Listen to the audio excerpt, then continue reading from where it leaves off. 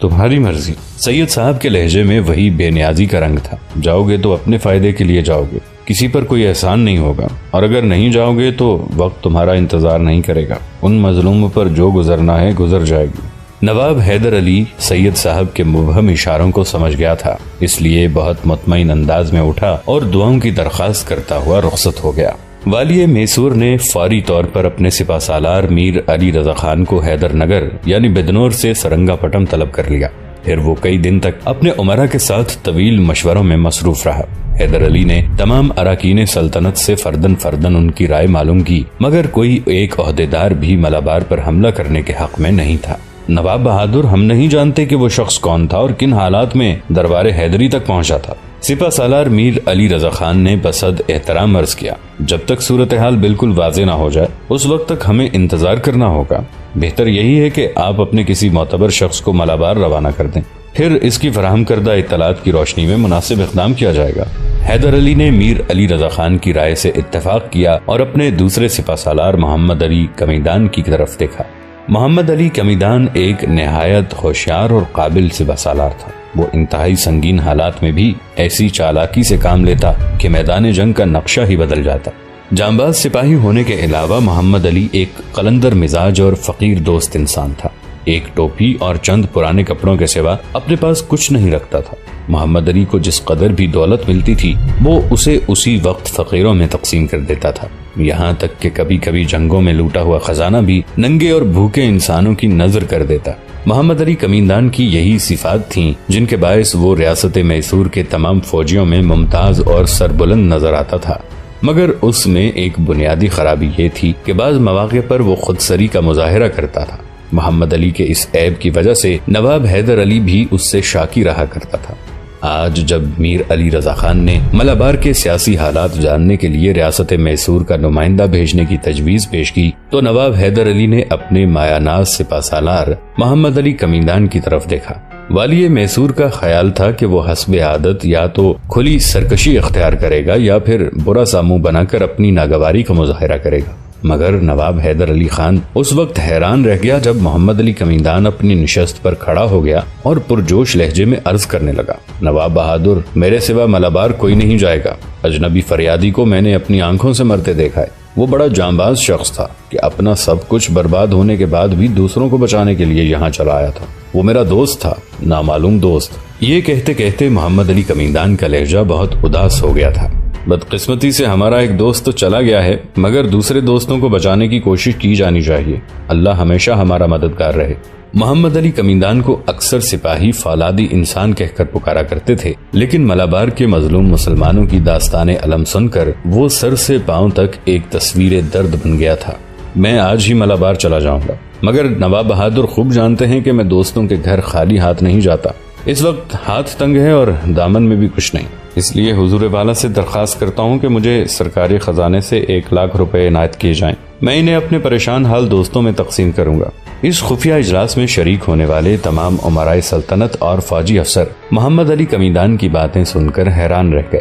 وہ بڑی نرالی شان کا سپاہی تھا۔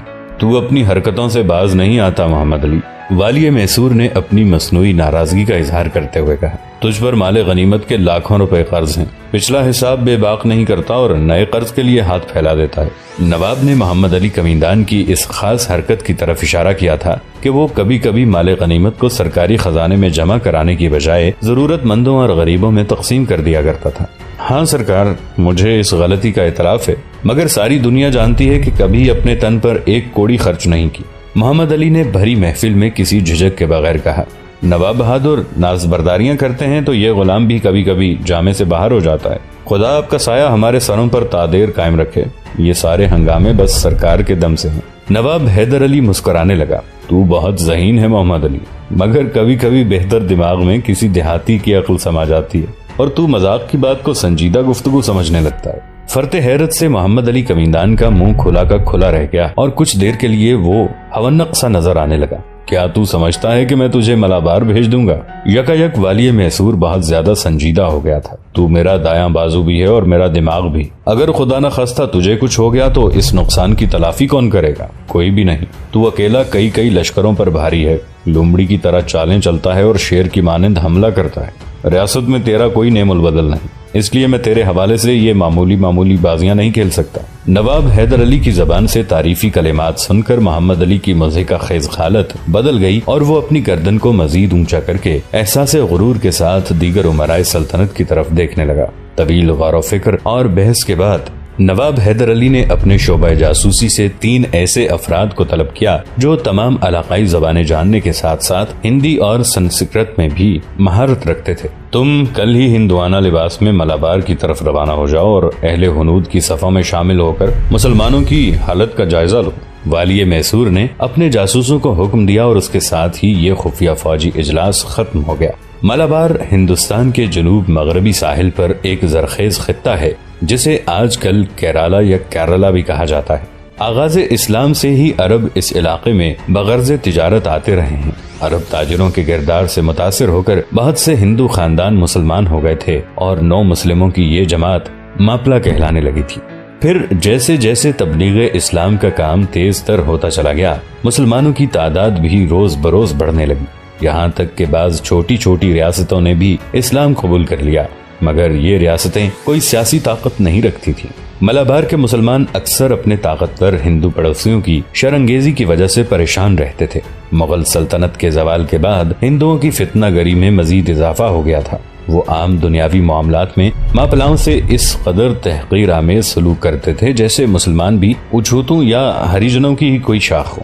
جب تک مغل شہنشاہ اورنگزیب زندہ رہا، اس علاقے کے ہندو بھی اپنے آپ کو انتہائی امن پسند شہری ثابت کرتے رہے، مگر جیسے ہی عالمگیر کی آنکھیں بند ہوئیں وہ اپنے مصنوعی خول سے باہر نکل آئے، اور پھر جیسے جیسے وقت گزرتا گیا مقامی ہندو مسلمانوں پر حاوی ہوتے چلے گئے، اور ایک دن یہ نوبت آ گئی کہ تیسرے درجے کا ہندو بھی معمولی سی بات پر مسلمان شرفاء کو سر عام ذلیل کر دیا کرتا تھا۔ غریب اور کمزور مسلمان کی تو کوئی حیثیت ہی نہیں تھی۔ ہندو غنڈے ان کی دکانیں لوٹ لیتے، احتجاج کرنے والے کو زد و کوب کرتے اور کبھی کبھی اپنی طاقت کا مظاہرہ کرنے کے لیے بے گناہ مسلمانوں کی جان بھی لے لیتے۔ اگر مرنے والے کے عزیز و اقارب فریاد کرتے تو ان سے کہا جاتا، تمہارا غم کھانے والا قبر میں سو رہا ہے۔ ہندو فتنہ گروں کا اشارہ اورنگزیب عالمگیر کی طرف ہوتا، اب تمہاری مدد کو کوئی نہیں آئے گا، زندہ رہنا چاہتے ہو تو ہماری بھیڑ بکریاں بن کر رہو۔ کئی سال سے یہی اذیتناک صورتحال جاری تھی کہ ایک واقعے نے رہی سہی کسر بھی پوری کر دی۔ کنانور کے ہندو راجا کا تعلق نائر قوم سے تھا۔ اس کی جوان سال بیٹی کنانور کے ایک مسلمان رئیسدار کی محبت میں اس قدر وارفتہ ہو گئی تھی کہ اپنے ہوش و حواس کھو بیٹھی۔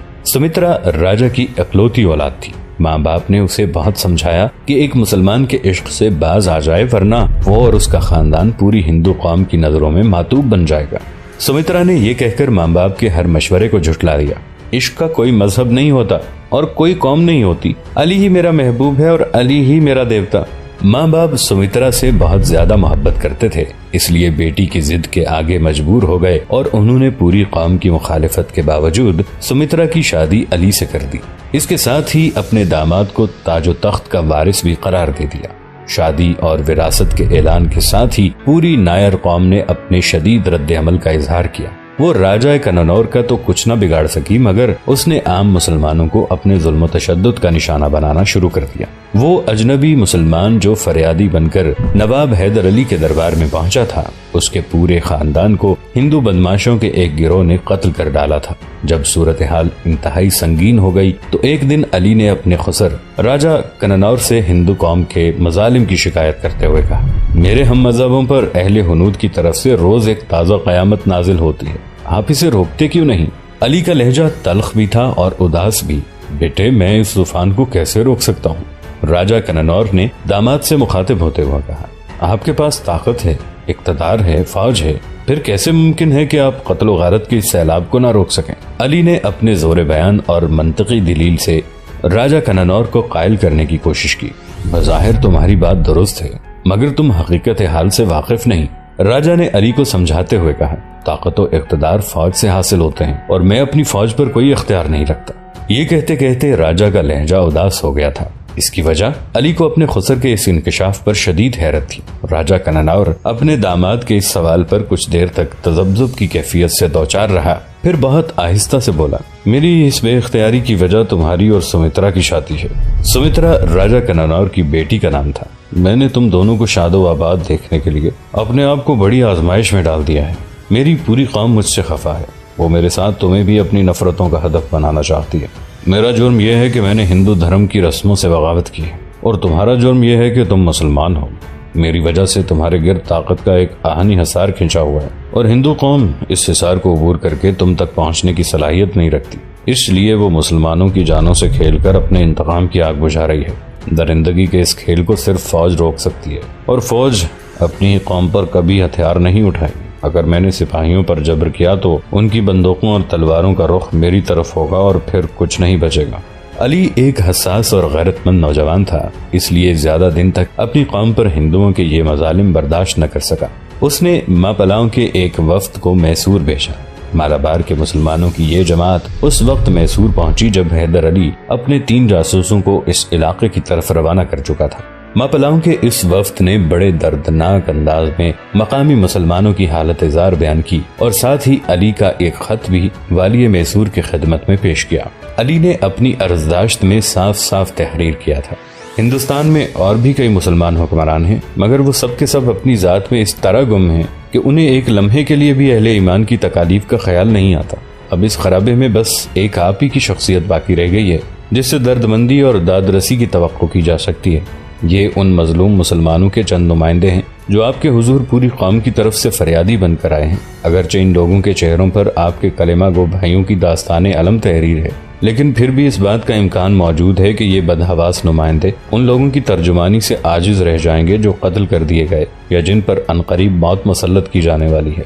آپ سے میری یہی التجا ہے کہ اگر مالابار کے مسلمان حضور والا کی توجہ کے مستحق ٹھہریں تو اس بیمار قوم کے علاج کے لیے فوری اقدام کیجیے، اور اگر یہ عاجز و درماندہ لوگ آپ کے التفات کے لائق نہیں تو کسی تاخیر کے بغیر ان کی طرف سے منہ پھیر لیجیے تاکہ جلد از جلد خوابوں اور خوشگمانیوں کے حصار سے نکل جائیں اور تمام مادی سہاروں سے بے نیاز ہو کر اپنی موت کا استقبال کریں۔ عجیب خط تھا جسے پڑھ کر شدت جذبات سے نواب حیدر علی کا چہرہ جلنے لگا۔ اہل دربار بڑی آسانی سے والی میسور کی دلی کیفیات کا اندازہ کر سکتے تھے۔ نواب کے جسم میں ایک آتش فشاں پوشیدہ تھا جس کا لاوا حیدر علی کی آنکھوں سے بہہ رہا تھا۔ اگر اللہ نے مجھے مسیحائی کی طاقت بخشی ہے تو پھر مسلمانان مالابار کے علاج میں کوئی تاخیر نہیں ہوگی۔ شافی و کافی تو اسی کی ذات پاک ہے۔ پھر بھی یہ گنہگار و عاجز بندہ اپنے بھائیوں کی حالت زار سن کر خاموش نہیں بیٹھے گا۔ حیدر علی نے ماپلاؤں کے وفد سے مخاطب ہوتے ہوئے کہا۔ اس کے بعد والی میسور تمام رات اپنے امرائے سلطنت اور مشیران سیاست سے مشورہ کرتا رہا۔ ماپلا قوم جہاز رانی میں بڑی مہارت رکھتی تھی، اسی حوالے سے حیدر علی کو بحری بیڑا بنانے کا خیال آیا۔ پھر جب اس نے اپنے مشیروں کے سامنے یہ تجویز پیش کی تو وہ سب کے سب بڑی حیرت سے والی میسور کا منہ دیکھنے لگے۔ ان کے نزدیک بحری طاقت قائم کرنے کا منصوبہ وقت اور پیسہ برباد کرنے کے سوا کچھ نہیں تھا، مگر حیدر علی کی دوربین آنکھیں اپنے مشیران سیاست سے بہت آگے دیکھ رہی تھیں۔ والی میسور کی غیر معمولی ذہانت اور تدبر نے یہ راز پا لیا تھا کہ مضبوط بحری بیڑے کے بغیر اس کا اقتدار زیادہ دنوں تک قائم نہیں رہ سکتا۔ قدرت نے مالابار کے ماپلاؤں کی شکل میں ایک واضح اشارہ دیا تھا، اور حیدر علی نے اس اشارے کا مفہوم سمجھنے کے لیے چند لمحوں کی بھی تاخیر نہیں کی تھی۔ پھر دوسرے دن والی میسور کی طرف سے 2 فرمان جاری کیے گئے۔ ایک علی کے نام تھا جس میں کنانور کے امیر زادے کو امیر البحر مقرر کیا گیا تھا۔ نوجوان، میں تمہارے جذبہ غیرت و حمیت سے بہت متاثر ہوا ہوں۔ تمہاری جانسوزی کا صلہ یہی ہے کہ تمہیں اپنے حلقہ خاص میں شامل کر لوں۔ میری دلی خواہش ہے کہ تم اپنی نگرانی میں ایک طاقتور بحری بیڑا قائم کرو۔ اس ذیل میں جتنے بھی اخراجات آئیں گے فوری طور پر مجھے تحریر کرو۔ میرے سفارتکار ریاست کنانور آنے کے لیے تیار بیٹھے ہیں۔ تم پر اور مسلمانان مالابار پر اللہ کی سلامتی ہو۔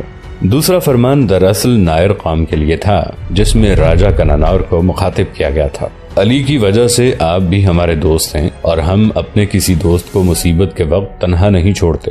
یہ اسی غائبانہ دوستی کا نتیجہ ہے کہ ہم آپ کے ذریعے پوری نائر قوم کے لیے سلامتی کا پیغام بھیج رہے ہیں، مگر ہمارا یہ پیغام چند باتوں سے مشروط ہے۔ آپ اپنی قوم کو جمع کر کے کھلے لفظوں میں بتا دیجئے کہ مسلمانوں کے ساتھ اس وحشیانہ سلوک سے ہمیں ناقابل بیان اذیت پہنچی ہے، مگر ہم نائروں کے سابقہ مظالم کو صرف اس لیے معاف کرتے ہیں کہ کل تک ہمیں صورتحال کا علم نہیں تھا۔ آج جبکہ ہم اپنے ہم مذہبوں کی مظلومیت سے واقف ہو چکے ہیں تو پھر ان کے جسموں پر ہلکی سی خراش بھی برداشت نہیں کی جائے گی۔ اس لیے آپ کی قوم پر لازم ہے کہ وہ مسلمانوں کے جان و مال اور عزت و آبرو کی مکمل ضمانت دے۔ یہ ہمارا واضح حکم ہے۔ اگر اس کی خلاف ورزی کی گئی تو یاد رکھیے کہ مسلمان شہسواروں کے پاؤں رکابوں میں ہیں اور آنکھیں میرے ہاتھ کے اشاروں پر مرکوز ہیں۔ یہ دونوں فرمان جاری کرنے کے بعد نواب حیدر علی نے ماپلاؤں کے وفد کو انعام و کرام سے نوازا اور اپنے 50 سپاہیوں کے ہمراہ انہیں رخصت کیا۔ والی میسور کے سپاہی 5 لاکھ کی ایک کثیر رقم لے کر روانہ ہوئے۔ یہ رقم کلانور اور دوسرے علاقوں کے ان مسلمانوں کے لیے تھی جو نائر قوم کے تشدد کا نشانہ بن کر تباہ و برباد ہو چکے تھے۔ 18 سالہ مغل نوجوان مرزا اسد بیگ اس فوجی دستے کی قیادت کر رہا تھا۔ یہ وہ نوجوان تھا جس کی پشت پر ٹیپو سلطان نے تازیانے برسائے تھے۔ اس واقعے کے بعد ولی عہد سلطنت نے مرزا اسد بیگ سے معافی مانگ لی تھی اور اسے اپنے حلقہ خاص میں شامل کر لیا تھا۔ ٹیپو سلطان کو اسد بیگ سے حقیقی بھائیوں کی طرح محبت تھی۔ اسد بیگ فرصت کے اوقات میں سید صاحب کی صحبتوں سے فیضیاب ہوتا۔ سید صاحب بھی مغل نوجوان کے ساتھ بڑی شفقت سے پیش آتے اور اکثر حاضرین درسگاہ کو مخاطب کر کے فرماتے، کاش اسد بیگ کی طرح دوسرے مسلمان بھی قومی تفاخر اور قبائلی غرور کی لعنتوں سے پاک ہو جائیں تو ملت اسلامیہ کے سارے مسائل ایک دن میں حل ہو جائیں گے۔ نواب حیدر علی بھی مرزا اسد بیگ کو بہت عزیز رکھتا تھا۔ پھر جیسے ہی اس نے فوجی دستے کے ساتھ ریاست کننور جانے کی خواہش ظاہر کی تو والی میسور نے انکار کر دیا۔ اسد، تو ابھی بچہ ہے، میں تجھے آفات و مصائب کے ہجوم میں بھیجنا نہیں چاہتا۔ نواب بہادر، مجھے مسلمانوں کی خدمت کے اعزاز سے محروم نہ کیجیے، مرزا اسد بیگ نے بڑے پر اثر لہجے میں درخواست کی۔ آخر حیدر علی کو مجبور ہو جانا پڑا۔ پھر اسد بیگ ٹیپو سلطان سے اجازت لے کر ریاست کننور روانہ ہو گیا۔ باپ اور دادی کے قتل کے بعد سریتا دیوی بجھ کر رہ گئی تھی۔ اگرچہ اس نے ہندو مذہب ترک کر دیا تھا لیکن پھر بھی وہ خونی رشتوں کو فراموش نہیں کر سکی تھی۔ 15-16 سال کی عمر میں اس پر بیک وقت مصیبتوں کے کئی پہاڑ ٹوٹ پڑے تھے۔ انجانے میں محبت کا روگ لگا بیٹھی۔ زمین پر بسنے والی مخلوق تھی لیکن چکور بن کر چاند کی طلب میں آسمان کی طرف پرواز کرنے لگی۔ پھر جتنا اونچا اڑنے کی کوشش کرتی تھی چاند کے فاصلے کچھ اور بڑھ جاتے تھے، یہاں تک کہ تھک کر دوبارہ زمین پر گر گئی۔ چاروں طرف خوفناک تنہائی تھی۔ نواب حیدر علی اور بیگمات نے بہت چاہا کہ وہ راج محل میں پرسکون زندگی گزارے، مگر فطرتاً غیرت مند تھی، اس لیے عنایات شاہانہ کو ٹھکرا کر یتیم خانے چلی گئی۔ بیشتر اوقات بے سہارا بچوں کی تعلیم و تربیت میں مصروف رہتی۔ حکومت کی طرف سے ملنے والی تنخواہ کا بڑا حصہ نادار بچوں میں تقسیم کر دیتی۔ سپہر کے وقت سید صاحب کی خدمت میں حاضر ہوتی اور مذہبی مسائل دریافت کرتی۔ ایک دن سید صاحب نے اس کے نام اور لباس پر اعتراض کرتے ہوئے کہا، بیٹی، تمہارا نام اور لباس دونوں ابھی تک ہندوانہ ہیں، تم اپنے دور گمراہی کی ان نشانیوں کو بدل کیوں نہیں دیتی؟ ابھی تک شاہراہوں پر بے پردہ پھرتی ہو، اب تمہیں اسلامی طرز معاشرت پر عمل کرنا چاہیے۔ میں مسلمان کہاں ہوں سید صاحب، سریتا دیوی نے بے جھجک ہو کر کہا، ابھی تو ہندو مذہب چھوڑا ہے، کوئی دوسرا راستہ اختیار نہیں کیا، پھر تم کون ہو؟ سریتا دیوی کا جواب سن کر سید صاحب حیرت زدہ رہ گئے۔ اللہ ہی جانتا ہے کہ میں کون ہوں۔ کچھ دیر تک سریتا نتنے جھکائے بیٹھی رہی، پھر سید صاحب سے اجازت لے کر یتیم خانے چلی گئی اور اب دروازے پر کھڑی ٹیپو سلطان کے گزرنے کا انتظار کر رہی تھی۔ سریتا دیوی کا کئی ماہ سے یہی معمول تھا کہ وہ صبح و شام یتیم خانے کے دروازے پر کھڑی ہو جاتی اور ٹیپو سلطان کا انتظار کرتی رہتی۔ یتیم خانہ فوجی چھاونی اور اس طویل و عریض میدان کے درمیان واقع تھا جہاں ولی عہد سلطنت روزانہ جنگی مشقوں کے لیے جایا کرتا تھا۔ ٹیپو سلطان کے گزرنے سے پہلے سریتا اپنے کمرے سے نکل کر دروازے پر آتی اور پھر کچھ فاصلہ طے کر کے اس جگہ کھڑی ہو جاتی جو نسبتاً سنسان تھی۔ ٹیپو کے آنے سے پہلے سریتا کی حالت ماہیے بے آب سی ہوتی، اس کے چہرے کی رنگت زرد پڑ جاتی اور آنکھوں سے وحشت جھنکنے لگتی۔ پھر جیسے ہی ٹیپو کا گھوڑا نمودار ہوتا سریتا کا سارا اضطراب ختم ہو جاتا اور اس پر سرشاری کی کیفیت طاری ہو جاتی۔ ولی عہد سلطنت سریتا کے قریب پہنچ کر ٹھہر جاتا اور پھر گھوڑے سے اتر کر اس دوشیزہ کی مزاج پرسی کرتا جسے عشق نے ساری دنیا سے بیگانہ کر دیا تھا۔ میں ٹھیک ہوں کنور، سریتا شرماتے ہوئے لہجے میں جواب دیتی اور پھر اس کی پیاسی آنکھوں میں ناآسودہ حسرتوں کے چراغ جل اٹھتے۔ میری زندگی اور موت کی حقیقت ہی کیا؟ آپ خوش ہیں تو میں پوری توانائی کے ساتھ زندہ ہوں۔ دوستو، آج کے لیے اتنا ہی۔